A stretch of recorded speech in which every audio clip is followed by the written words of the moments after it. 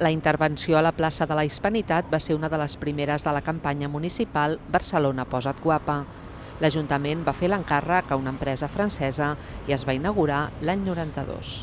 Aquesta és la que nosaltres coneixem per la mitgera dels balcons.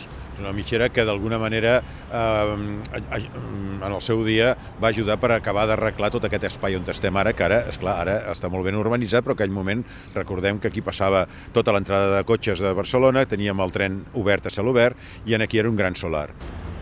La superfície de la façana fa prop de 500 metres quadrats. L'encàrrec consistia a pintar un edifici barceloní amb personatges il·lustres a les balconades. I la tria d'aquests personatges no va ser casual.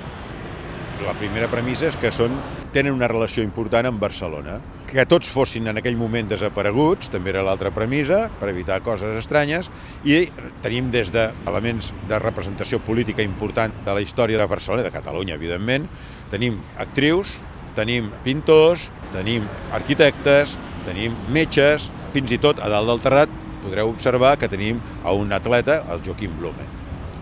O sigui, és una mica agrupa a un ventall molt fort d'intel·lectuals, d'artistes, d'escriptors, tenim una Rodoreda, etc. I després també el que pot ser interessant és mirar les botigues de planta baixa, que veurem un bar, veurem una llibreria. O sigui, és una mica anar a buscar, una mica allò d'anar a descobrir cosetes.